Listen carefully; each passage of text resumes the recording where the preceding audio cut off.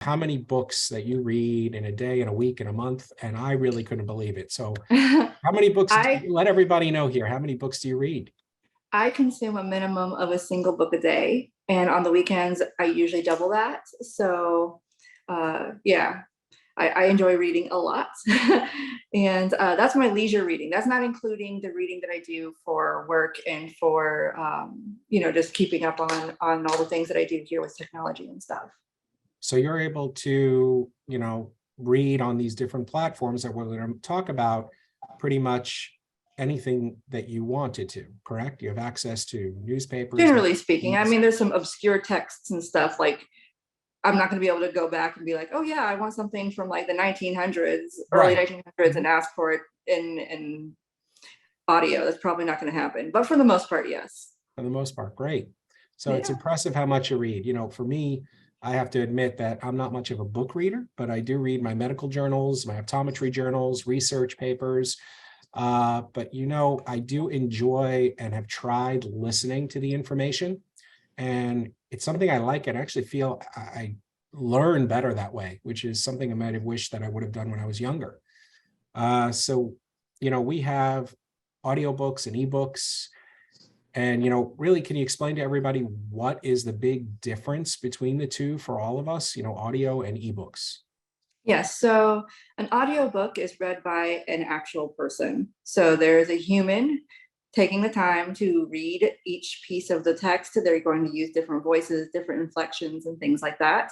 So it's going to feel a little bit more theatrical, whereas a Kindle book or an ebook or any of those that you might hear referred to as an ebook is going to be text to speech. So it's going to be just written. It's what somebody else would read with their eyes.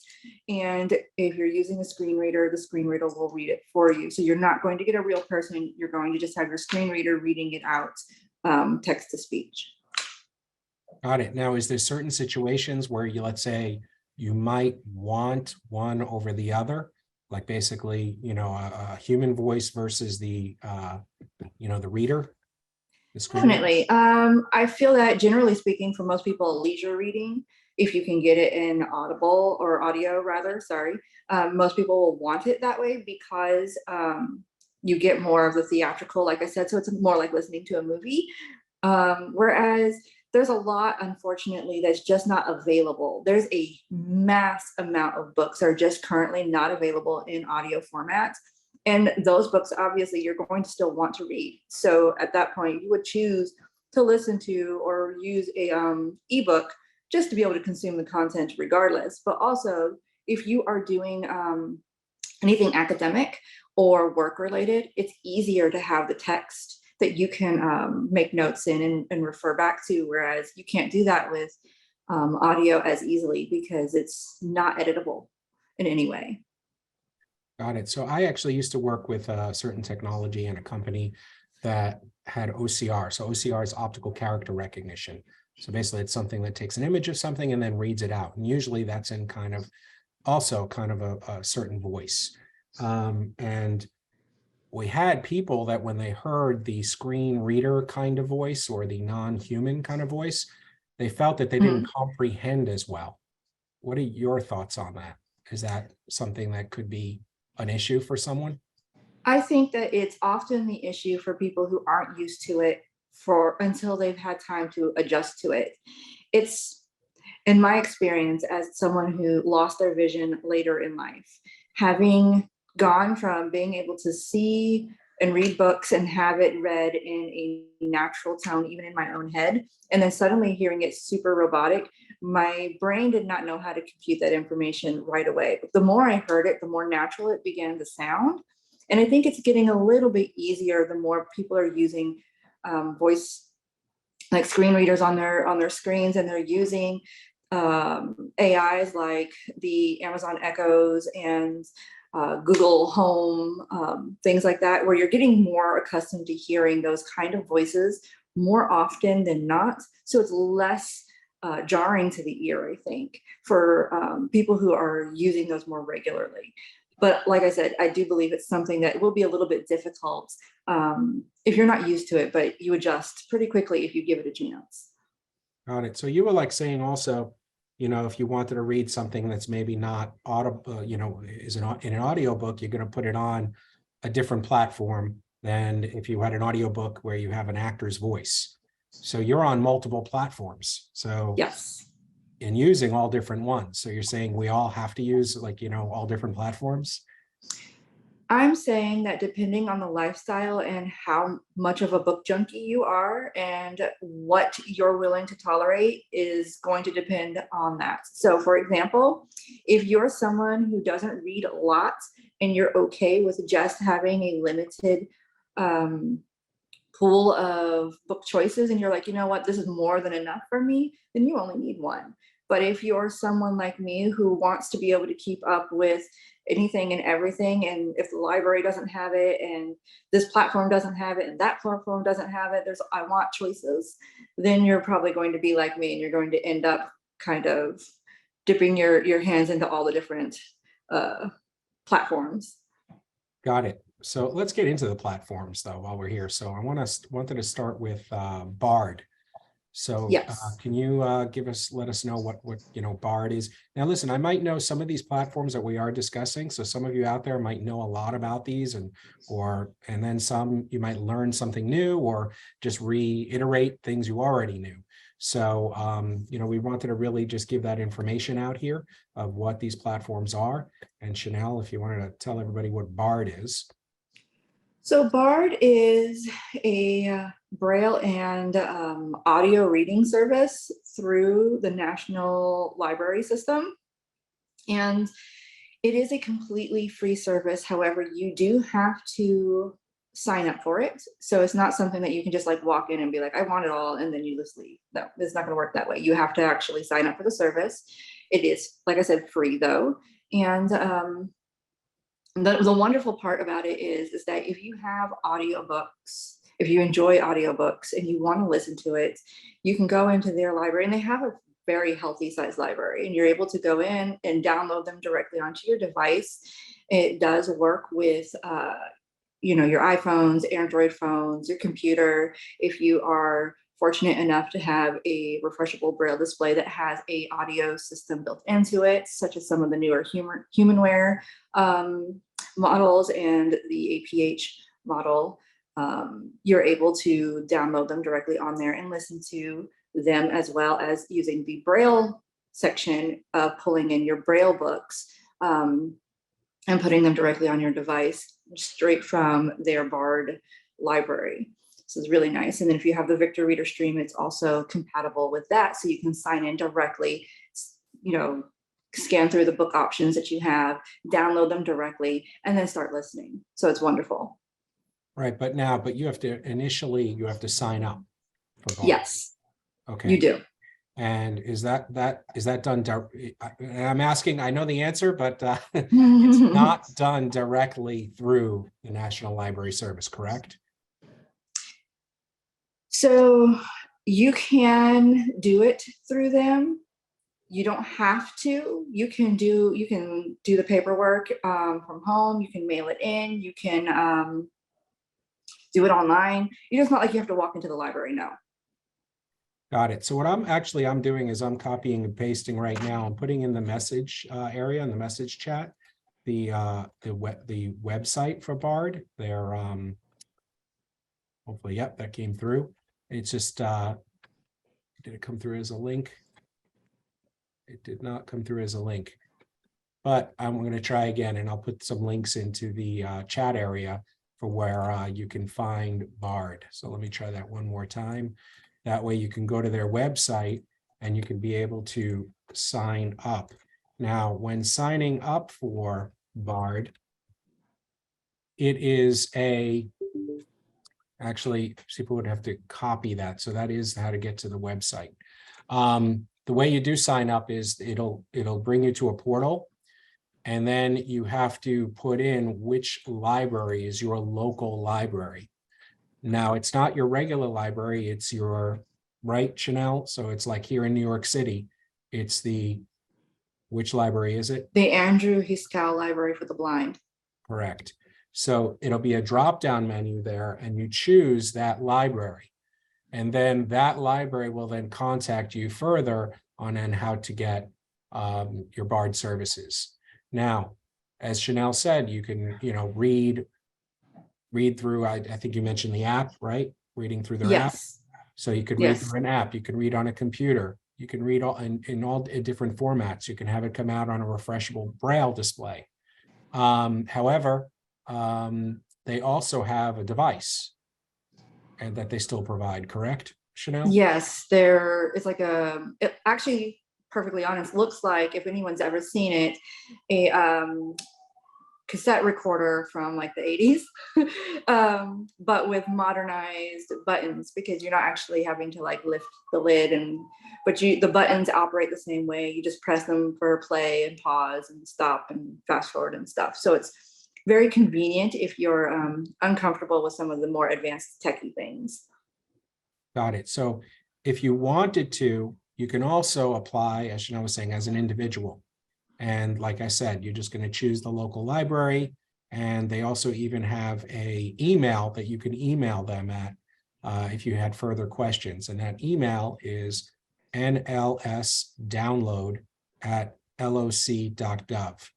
That's nlsdownload@loc.gov. And I'm going to put that into the chat as well.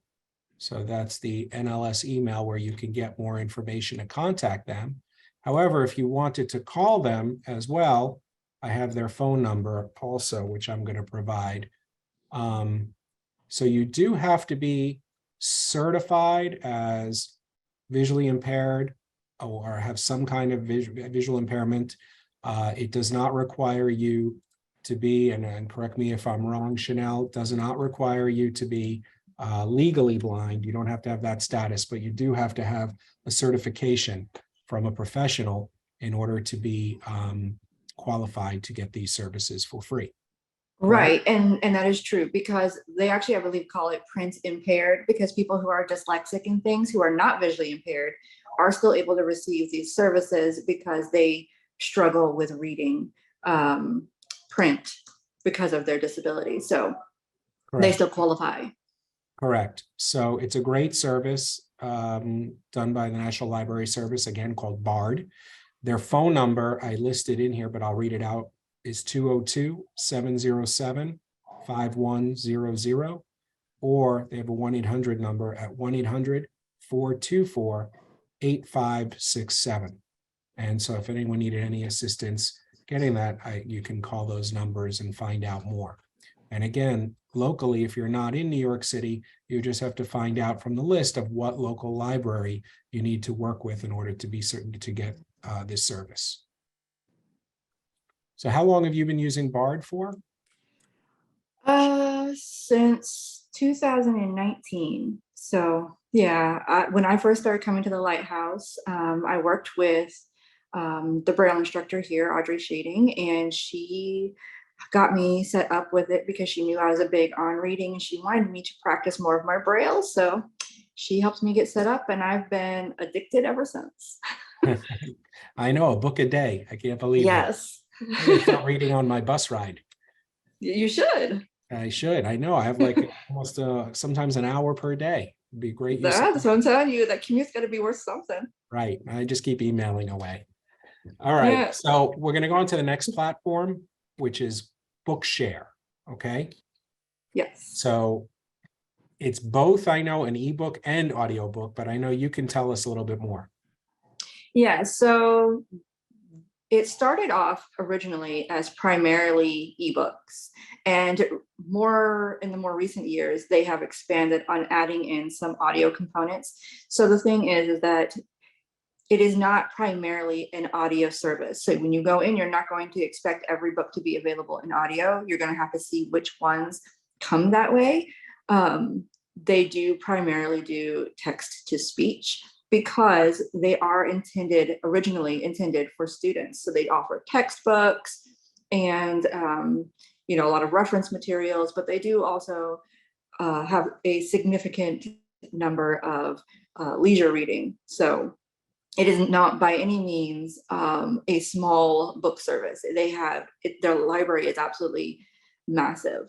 And they are also compatible with the Victor Reader Stream. if you have that device. The iPhone, there is an app. I can't recall the name of the app off the top of my head. I apologize. And they also are compatible with your digital Braille readers for those of you who have them. Just all of them, in fact. Right. So it's accessible with computers, yes, phones, smartphones, tablets, Braille devices, and other assistive technology devices. I actually went on their website and they actually have a full list as well of what they're compatible with. So if anyone wanted to know that, they have it right there. Their website is actually, I found, designed pretty well. When you use it, what do you feel, Chanel? I don't have any difficulties navigating their website. I'm a JAWS user, for the record, and I've not encountered anything specific that has been particularly difficult for me to navigate. Right. No, and what I like is they so it's like for low vision, you could really also customize your reading for the ebooks, where you can highlight the text as it's reading. You can do large font and different formats as well. So it really customizes it for you. And you can also even change the character spacing to make it easier for you for the ebooks. For the audio, you can speed it up or slow it down. And I believe, is this one where you can do not the inflection, but the pitch as well? I believe so. I have not bothered to change mine, but I know other people who have done it, and I do believe that it is, but I think it's specific to the method you're using to read it. Okay. For example, if you're trying to read it on the Braille devices, obviously there's no need for pitch, so they're not going to have that. And I don't, as far as I know, think you can do it on the Victor Reader Stream, but I believe you can do it on their phone app.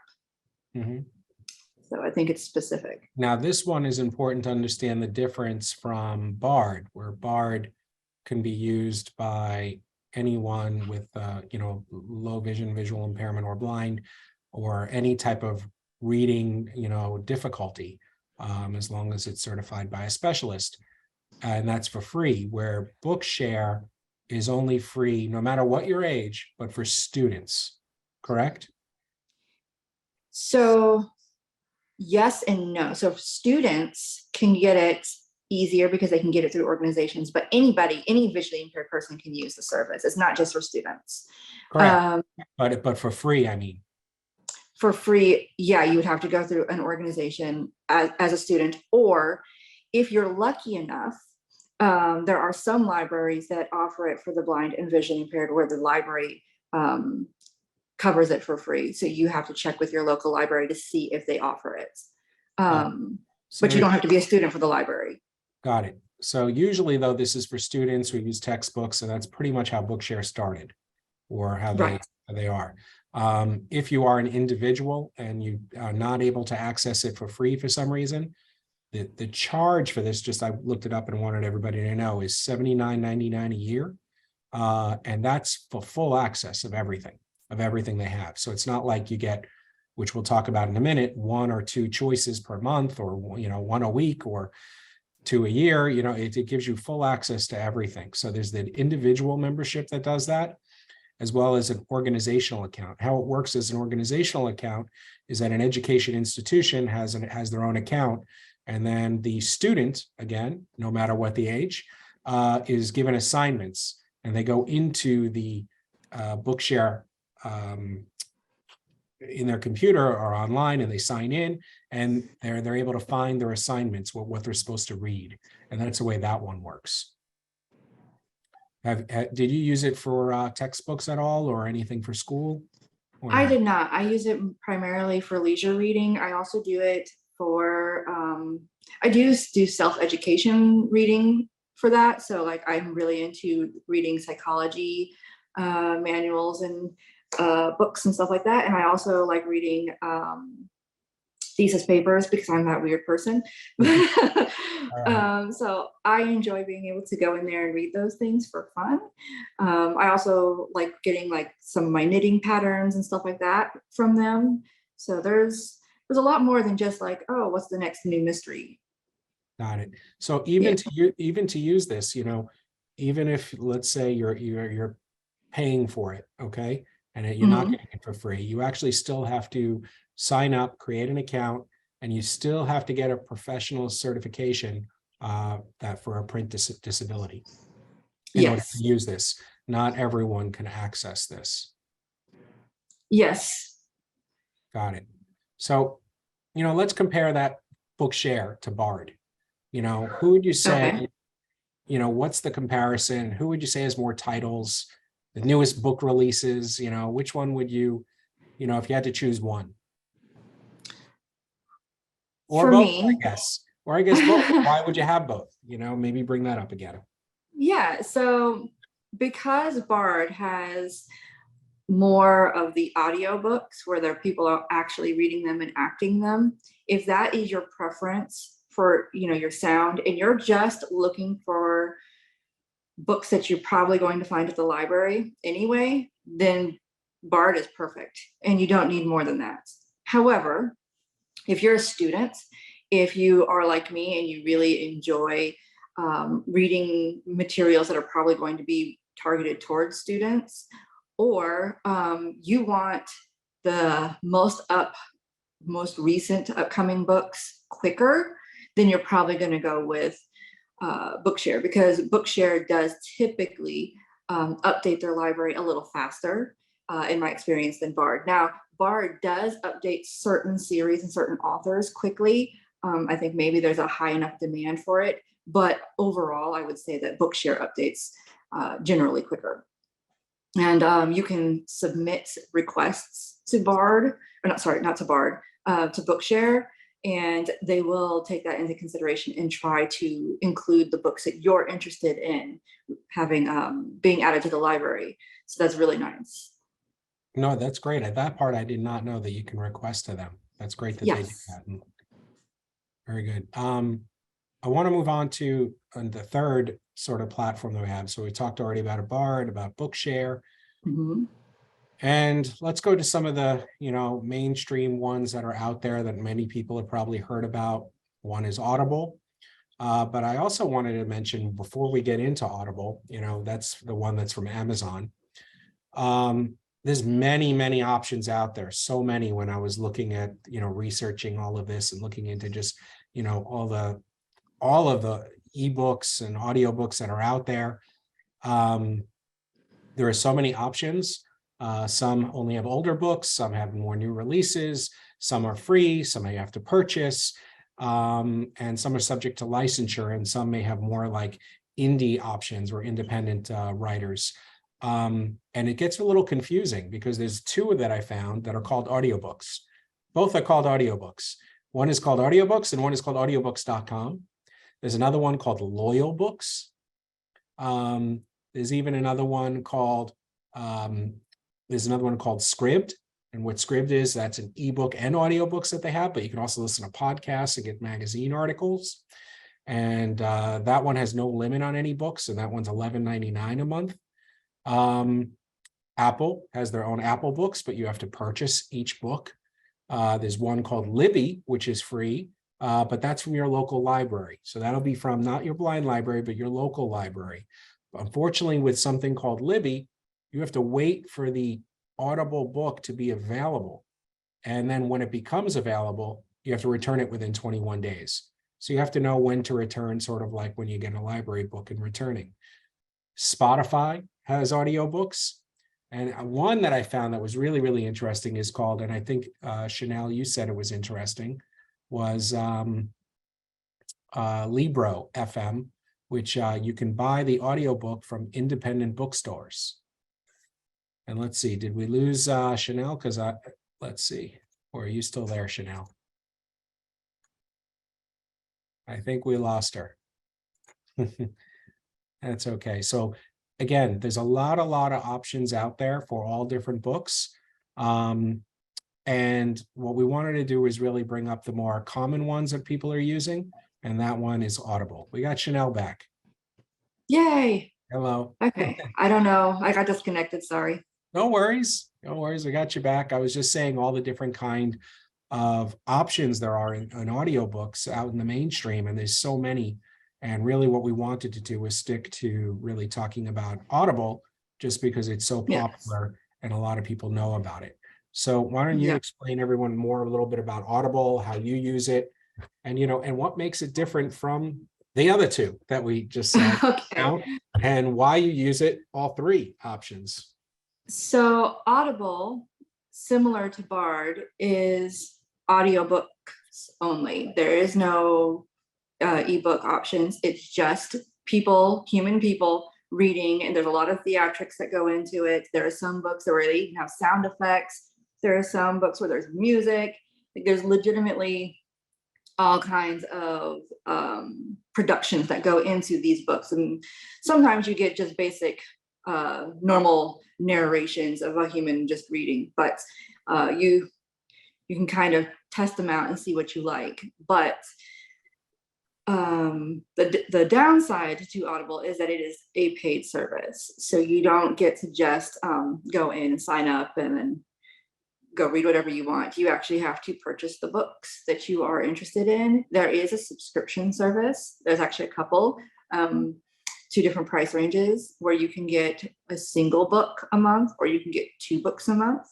And then any books after that you want, you can either purchase more credits to use toward books, or you can purchase books at what they consider to be a discount. And unlike Bard, that's going to limit you, because most people don't have the money to just sit there and buy hundreds of dollars worth of books every couple of weeks when they want more books, or especially if you read at the rate that I do. But the benefits to it is, again, the production is wonderful, and you can get the books that you want when you want them. So that means if a new book is dropping today and you really want to read that book, likely is that you're going to have to wait for either BARD or Bookshare to get around to adding it to their library. Now, like I said, Bookshare is probably going to add it faster than BARD, but you're still going to have to wait. It's probably not going to be available the day it drops. Whereas on Audible, if it's a book you're really, really chomping at the bit to get to, you can go on, buy it immediately, download it, and listen to it now and not have to wait. And that's the biggest appeal. The second appeal is that because it is Amazon, if you are on the Amazon ecosystem like me and you have the Alexa in your house, sorry if I just set it off, then you can actually tell her to read your book for you. So if you're like me, you're multitasking and doing all the things, you're cooking, you're cleaning, you're doing the laundry, you're doing all these things, and you don't want to really have your ears plugged up because you have to listen to more than one thing. You can actually just tell her, like, read this book and continue about your day while still getting to listen to your book.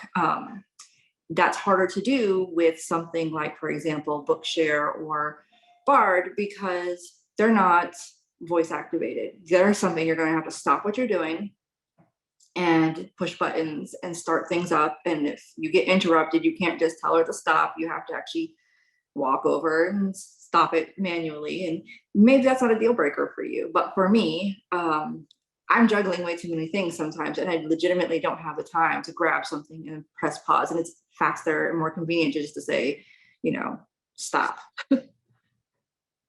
No, definitely. And just to mention the different plans, because I know you brought them up, they have really 2 different plans. One is Audible Plus, which is $77.95 a month. And it only gives you those select audiobooks and podcasts. It doesn't give you everything. And then they have what they say is the most popular one, Audible Premium Plus, which is $14.95. And that includes one free book, not free, you're paying the $14.95, but it includes one token, they call it. And that gives you 1 book per month. And then you also have access to an extended selection as well as new releases. They have other plans where you could pay up to a year upfront, where it's less money, but it's still, you're paying out the full year. But you're getting more from the program than most people get out of Premium Plus.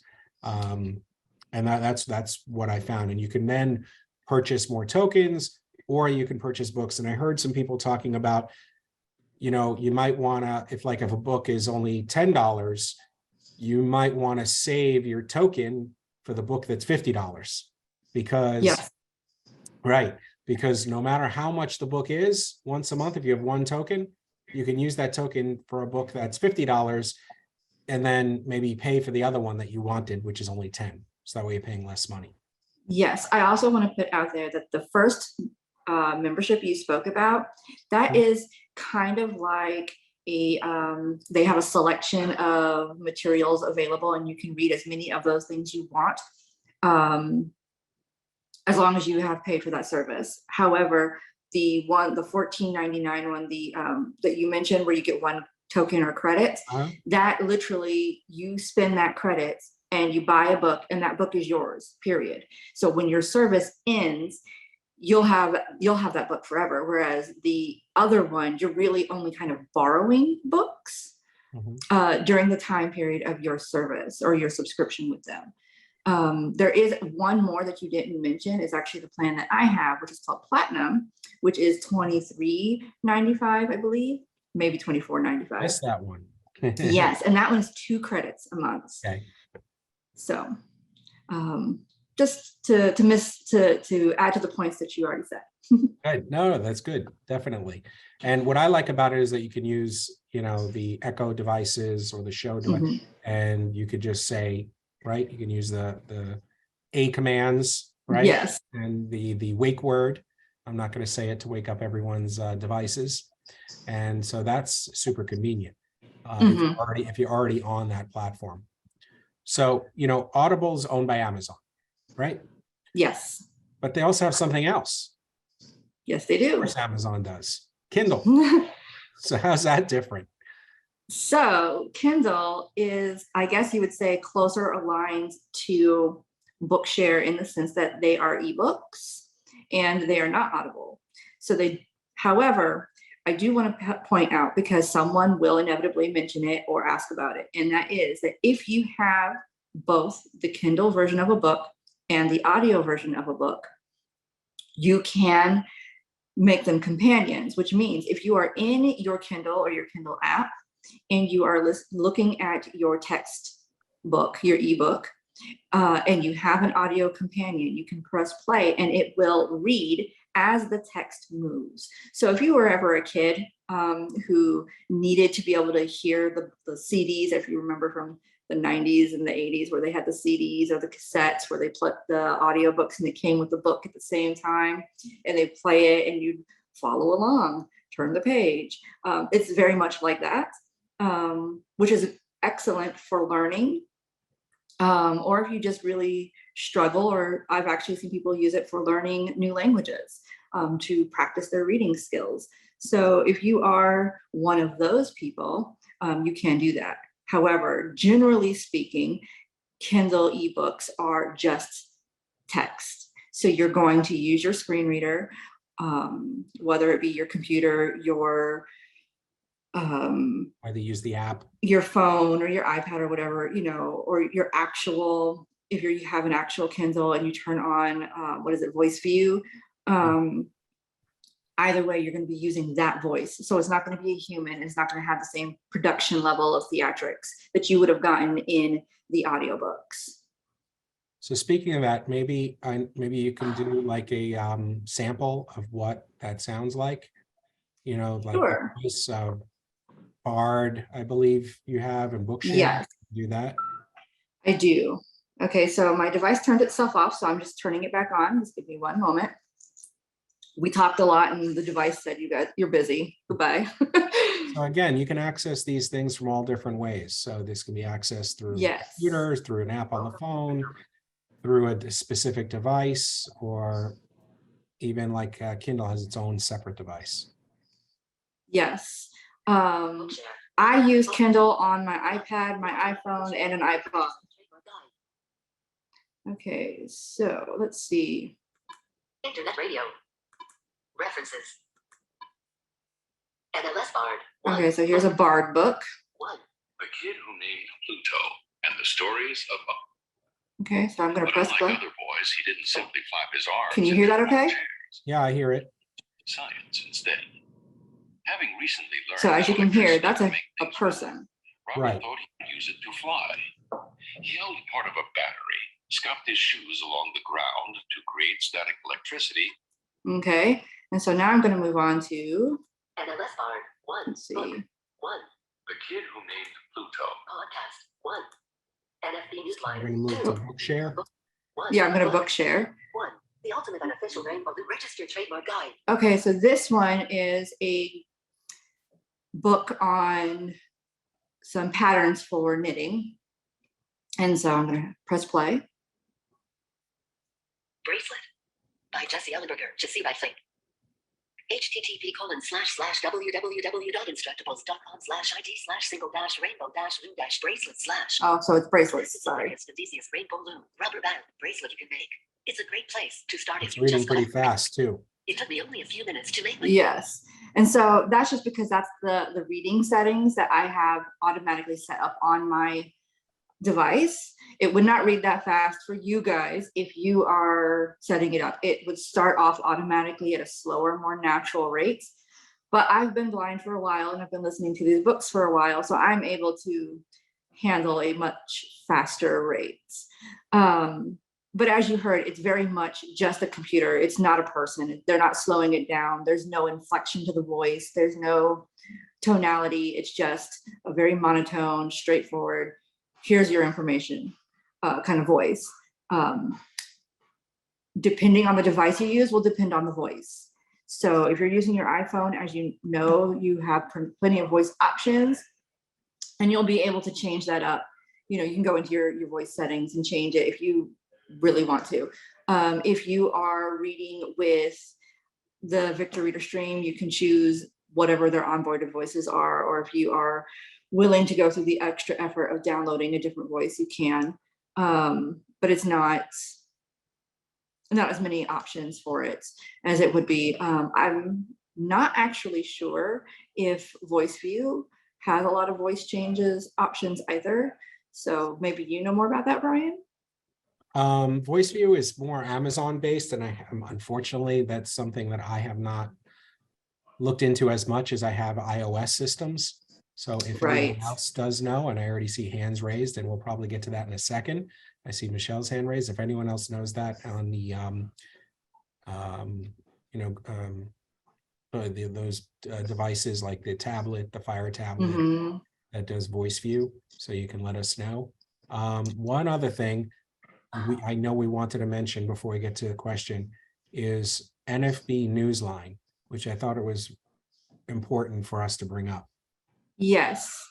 So NFB Newsline is a service for the blind and visually impaired or print disabled in general who are wanting access to news in magazines and those types of articles.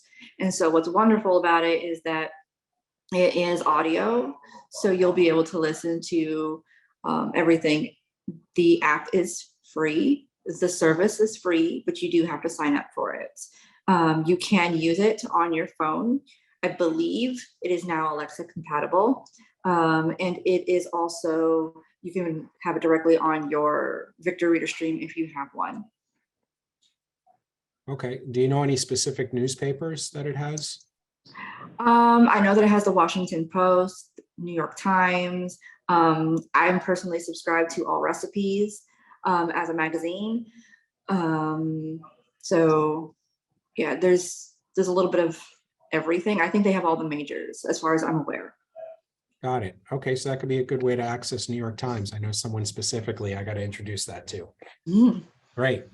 All right. So anything else you wanted to add, Chanel? I know I see someone has a question, if that's okay. I did quickly want to point out for Kindle that it is a purchase book by book, unlike Bookshare, where you get the monthly service or the yearly service where you pay a yearly fee and then you just get access to everything. It's not that way for Kindle. However, Kindle does have what they call Kindle Unlimited subscription, which I believe is like $11 and something. And that gives you access to a large portion, but not everything. So only the titles that say read free with Kindle Unlimited on them are going to be accessible for you to borrow underneath that subscription service. So I did want to point that out as a big difference between the two services. Sure, and also Bookshare compared to Audible, the cost difference. So if you had to pay for Bookshare, it's only $79 for the year, whereas the full year is double, or is $179 for Audible. Right. Well, I was talking about Kindle. I know, I understand. Yeah. And so, oh, I also wanted to mention for Kindle, the other thing too is that those books, once you purchase them, they're yours. You keep them. Mhm. Unlike Bookshare, once your subscription ends, your books will be no longer accessible. You won't be able to read them anymore because your service is over. They'll lock. Got So it. that's, yeah. Good to know. All right, I'm going to ask Chidinma to unmute Michelle, or Michelle, if you can unmute yourself. I know you had your hand up. I see a question. Yeah, this is Michelle. Michelle, sorry. I'm muted. Well, you can say Michelle. I answer to both. My sister-in-law's name, so I'm used to it. Okay. I think you answered my question by saying that Kindle now reads all the books that you get on Kindle. Is that correct? Yes, Kindle can read all the books that you purchase on Kindle. And if you have the Echo, you can actually ask her to read those to you out loud too. Okay. You just don't get the professional readers with the theatrics, I think you said. My other question is, when I had Kindle and I had Vision, I bought thousands of Kindle books. Now I noticed there, back then you just bought the books that you wanted to read. What happens with those books that you bought now that they charge per month? I think did you say $11 per month? Okay, so there's a mild confusion, and I apologize if I was not clear enough. So when you buy a Kindle book, you can purchase as many as you want. And you can, they all have different prices, and you buy them, they go into your library, Right. They're yours forever. They don't take them away unless they find out that person, the book you bought was under some copyright infringement or something, and they have no choice but to pull it. Those books are all yours. Okay. So what happens is, for the service, that the one that I was talking about where you pay for it, that's a separate service called Kindle Unlimited. And if you purchase that subscription, you get access to their unlimited library to listen to and borrow those books. Those books are kind of like their Kindle library system. So think of it as you paid for a subscription to borrow books, and then when your subscription ends, they take them back. You don't keep those. Got it. Right. Okay. But you can't do both. Like you can't recover. When I lost my vision, I just stopped, didn't do Kindle anymore when I lost most of my vision. But if I wanted to recover those books, I had some really great books that I had not read, that I paid for. You're saying that I can still download those to Kindle, or you should be able to, yeah. Device? Okay. You can go, if you go into your Kindle or your Kindle app and you log into your account, anything that you have ever previously purchased, like I said, provided they were not taken away for copyright infringement issues, should still be there. And you can go to the library tab, and you'll be able to see all the books that you've ever previously purchased. If there's something not there that should be there, all you need to do is contact Amazon's customer service and tell them, like, look, I know I purchased this book, and they should be able to look in your order history and go, oh, okay, we're sorry, I don't know why this isn't in here, and push it over to you because you've purchased it. You own it. Okay, well, now if I do that, does that preclude me from using the Kindle subscription? Not at all. I do both. I buy books all the Okay. time because I want to own them, and I have the Kindle Unlimited service because there's plenty of books that I want to read, but I probably won't ever read twice. So I can just there keep reading those from that service, and I utilize both. Now with WhisperNet, so if you get the books on Kindle, do you automatically get them on Audible as well, or do you have to? No. So they are two completely different services. Now, if you have Kindle Unlimited, Mhm. Some books will tell you that they have a free Audible companion to borrow. So you'll be able to use that. But generally speaking, if you are using Kindle, that is completely separate from a purchase from Audible. Now, if you buy an Audible book and you do want it in Kindle, Amazon actually recognizes that you've purchased the Audible book and will sometimes give you a discount option on the price of the Kindle book to buy in companionship with it. So that's something to consider. But they are two completely different purchases. Okay. Now, do you know what the difference, and you may have said this, I came in late. I got hung up with a call that was horrible. But anyway, do you know what the difference is? I now get one book per month free. And they threaten after a while to take away your credits if you don't use them. But do you know what the difference is between getting one book per month and 2 books per month on Audible? What do you mean the difference? As in the price? There's Or in the price, yes. the price, I I think- believe the one book a month is $14.95, and then the 2 books a month plan is, I can't remember if it's $23.95 or $24.95, but it's one of those two. And I'm It's gonna like a just, $9 or $10 difference. Yeah. someone else has another question, Michelle, so I'm gonna just get to it, but I can come back to you if you had more. Okay, all right. Thank That's you. okay. Thank you, Michelle. Mhm. Appreciate all your questions. Nancy C, you. I see you have your hand up. Yes, I have 2 questions, Sure. Dr. Brzezinski. The first one. Brian's fine. Don't worry. Oh, all right, Dr. Brian. Sure. The first one is the chat cannot be saved. So will the chat be sent with the recording so we have all the information that's in the chat? It doesn't have the 3 dots that allow you to save the chat. Got it. Let me And see. I think you have to set that up at the beginning. Okay, I see. Let me see. Okay. And then I have Yeah, another. that's probably because we don't have, I apologize. Carly usually does this, and she's out here, and we were left to our own devices here. So I have everybody's email who's here. So and again, recorded, so I can get that email out to everyone with all of the links. That would be I'll great. just have to have Carly help me with that, okay? So give me time. I'll write that down. And then I have a second question, Yes. which is my work. I work as an independent contractor. I have low vision, but I'm sighted. So I edit a music magazine. And I was told by Dr. Rosenthal that my vision is perfect and the cataracts are just going to keep getting worse. So what I'm interested in, he mentioned something, of course he's left. He mentioned something, and I love to read books in my hand. Mhm. So he mentioned something about a scanner. And also I wondered, it's expensive, but I edit with Adobe Acrobat DC Pro, which I can enlarge things, and the editor I work for, I mean, if I blew the font up to size 20, she would accept that, but I try to keep it so she knows how much space is needed.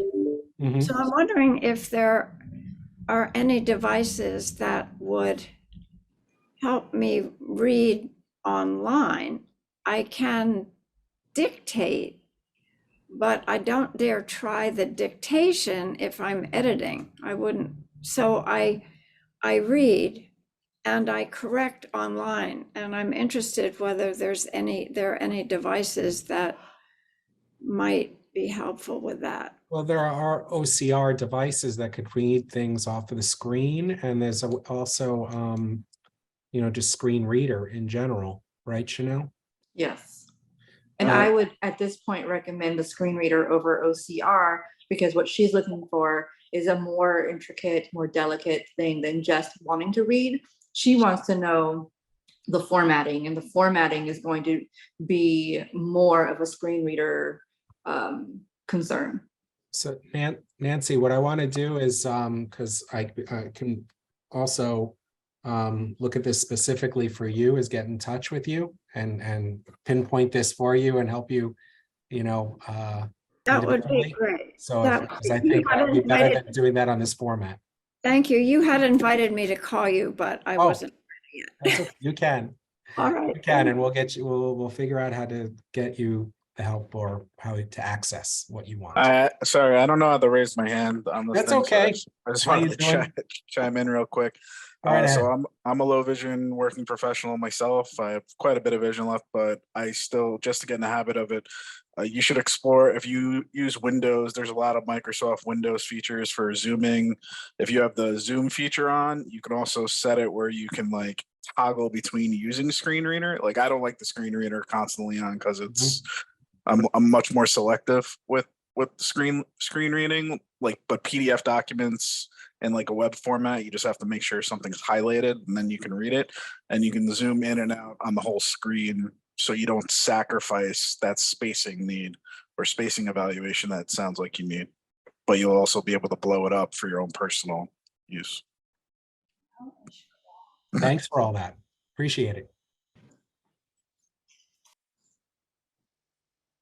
Were there any other questions? And thank you, everybody, for coming in here today. I have, this is Michelle. I Hi, have one Michelle. more if everybody ahead. else has asked their question. I got in kind of late. Is Bookshare associated with Amazon, or is that an independent? Go ahead, Chanel. It's definitely an independent. They are completely separate from Amazon and have no affiliation at all. Okay. So, and they are a paid service. So keep that in mind, that if you're not a student and you cannot you don't have access to an organization that would otherwise provide the service for you, you would have to pay an annual fee. Okay. And how much is their annual fee? You know, Brian? $79.95 is for Bookshare, okay. but that gives you full access. So you don't have to, there's nothing left to purchase. There's nothing, basically you have access to everything they have. However, Do you you- don't own anything. You don't own it, right? You don't own the book. Yeah. Okay. So when you leave, you've lost everything. Do you all know anything about the book summary apps like I think it's Story Shots, and Yeah, we were talking about that the other day, but we didn't add that to the content here. Chanel, you know a little bit about it, right? I honestly don't. I don't use it. I don't particularly use it because between the 4 platforms we spoke about today, I meet all of my my current consumption needs that I don't feel the need to overwhelm myself with more platforms. And like I said, my household is on the Amazon ecosystem. So anything that I can automatically just have her read to me and I can just voice control things makes me happy. And we have another question, Carol. Carol? I had to Hi. unmute. That's Thank you. okay. I came in a little late, so I'm hoping that this is, will I automatically get like a notice of the recording, or do I have to ask for that to go back to at some later I'm point? writing it down, so we'll make sure, okay? Okay, thank you. So I have a question that's a little bit unrelated. Well, 2 questions. One is I have an extra iPad that's now pretty old that actually never came out of the package. I don't think it gets updates anymore.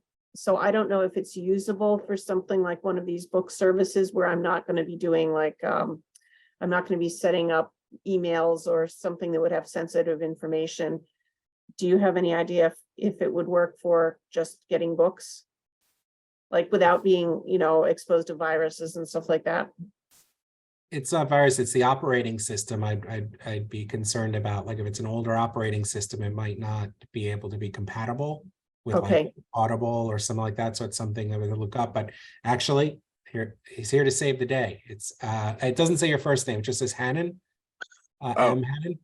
Yeah, I have a Okay. totally different question. Oh, okay. I thought you had an answer for this. I thouh you had an answer for this one. No, I'm a but the answer- Microsoft guy. Apple's beyond Got me. it. But for Apple, yeah, you just have to check. You have to check out what iOS or what version you're running. And Okay.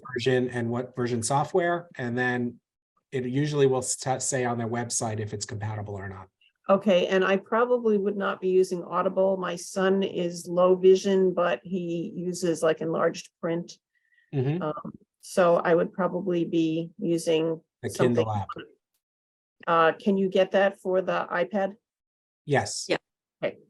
So my second question is, it's a little bit unrelated, but he's in his 20s, but he still needs like just basic concept ideas about how the community works and, you know, sort of nonfiction social studies, things that you would have thought of 20 years ago.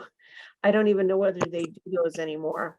But if you have any ideas for me, he would enjoy something like that. Either really, really simple, basic science ideas or really, really basic, you know, how the town works kind of stuff. Sure. In some kind, you So know, Carol, non-fiction. yeah, let's take that offline specifically, because that's, Okay. I put my email in the chat. And me Okay. and Chanel will take a look at it and come up and get back to you, if that's okay. Sure, that's great. All right, That's all the thanks. questions I had. Sure. Thank you. And one more.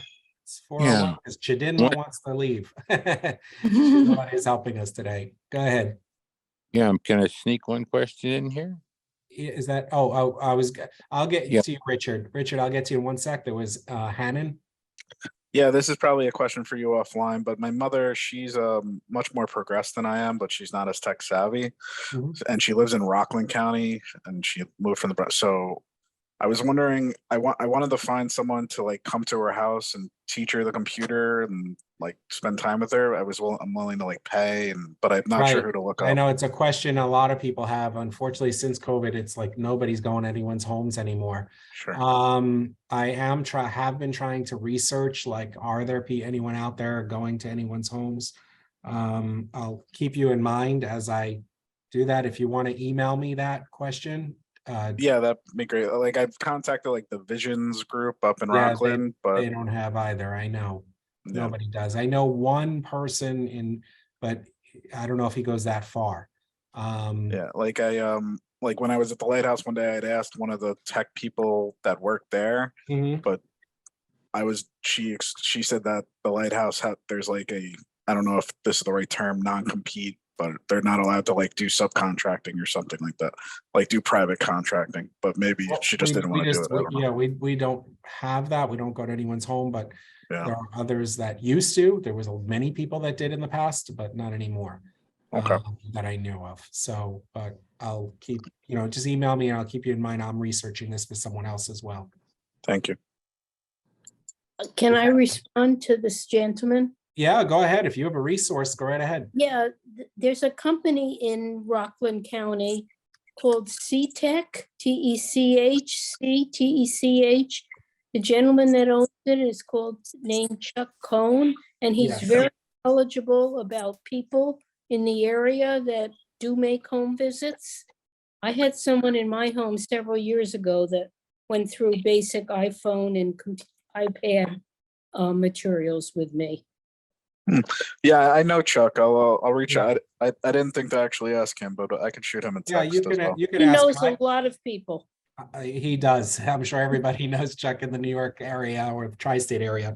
We know him very well here. So, but he's a distributor usually, so he doesn't provide really that kind of assistance. What I think you're looking for, but I'm looking for someone to like come in like once a week for an hour. Right. Correct. I get it. Right. And there was one person I know I missed that spoke up that I said, Richard, that's it. Hi. A couple things. A couple things. First, let me just turn the chat off. I'm curious in terms of using Audible for Kindle books, with an iPhone. You're instructed to download GoReads. Is GoReads something that's going to work with voiceover? I think you're referring to Goodreads, and Goodreads does not need, it is not necessary in any way, shape, or form. What it is a platform for you to be able to track and monitor books in general. So you want to keep track of what books you've read, you want to keep track of what books you're interested in reading. Maybe you want to be able to follow authors so you can find out what they're releasing or what's coming up, or maybe you want to follow your friends and find out what they're reading. That's what that platform is. And so if you download it and you sync it up to your Kindle, it will automatically start tracking that information for you. But if you're not one of those people who needs to do that, and you can just go in and just like look at the books and go, okay, I want this one, and that's good enough for you, then there's no reason for you to jump down that rabbit hole. So when you download a Kindle book, do you need any special software on an iPhone to read that, or will VoiceOver by itself read it? VoiceOver by itself will read it. All you need is the Kindle app, and that's it. The Kindle app in your phone, and everything is already prepared for you. Okay, thank you very much. No problem. All right. Thank you, everyone. I gotta let Chidinma go home. And we're gonna go do some other work and get back to everybody to email again all the links, as well as some of the other personal things that people had questions about. All right, take care. And thank you so much for attending, and we'll see you next month. And thank you, Chanel. Goodbye, everybody. Thank you.